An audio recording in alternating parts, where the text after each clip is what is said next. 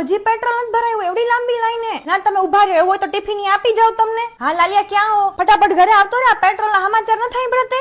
બંધ પડી જાય વચ્ચે ગાડી તો કોણ આવશે લેવા? આ ગેસ ના બાટલા પતી ગયા હતા ત્યાર તો એમ હતું ચૂલામાં રાંધી લેવું. આ પેટ્રોલ નું શું કરવું? બળદ ગાડા ચાલુ કરી તો થાય હવે. એ લાલિયા ઉભો રે, એક કામ કર, મેં બધી થમ્સઅબુની ને બધી તમારી બોટલો હાચવીને રાખી એ બધી લેતો જા ને બધી ભરાવતા આવ, એટલે જ હાચવી રાખી. જો હું કહેતી હતી ને કે બોટલ ફેંકી ના દેવાય, કામ આવશે. એવું ને કામ એક દી તમને બધું. એક કામ કરજો, તમારો વારો આવે ને એટલે મને ફોન કરજો, હું લાલિયાને મોકલીશ 4-5 સીસા લઈને, ઈ ભરાઈ દેજો ભેગા હાર. હલો દૂધ વાળા ભાઈ, કાલે આવશો ને દૂધ દેવા? આવી જાજો, નકર હું અત્યારથી લઈ રાખું 2-3 લીટર. સાંભળો, શાક લેતા આવજો થોડું ઘણું. હજી લાઈન માં ઉભા હો, આખી રાત યાદ નીકળશે કે હું? આલે તો માસીને ફોન કરતો, એને કે તમારે પેટ્રોલ ભરાઈ રાખજો, ટિફિન યા દઈ જાવ તમને એવું હોય તો. લાલિયાને મોકલું ટિફિન લઈને. હું તો કહું ગાડાનો ધંધો પાછો નાખી દઈ. હા હવે જોજો, ઈ જ ઉપર છે, ગાડા જ ઉપર છે, તાર જોવો જોઈ લેજે. હવે બધા ગાડાનો ધંધો નાખી નહીં તો મારું નામ બદલી નાખ. કઈક હારા પેટ્રોલ પંપે ઉભા રહેજો, જો બધા સમાચારમાં પેટ્રોલ પંપ જ આવે છે, ઈ તમે દેખાવો પછી સમાચારમાં. ઈ નેતા તો બધું કી, એને કાઈ વાંધો, હમણાં એક ફોન કરે એટલે બધી વસ્તુ એના ઘરે આવી જાય. આપણે વાંધો પડે, બધી વસ્તુ લઈ આવો, ઈ તો ભલે કેતા ખોટી અફવા. એટલે કીધું તું ગામડે જમીનનું લઈ લ્યો, ઈ કામ આવશે. તો શહેરમાં રહીને બળતરા કરવા જેવું છે.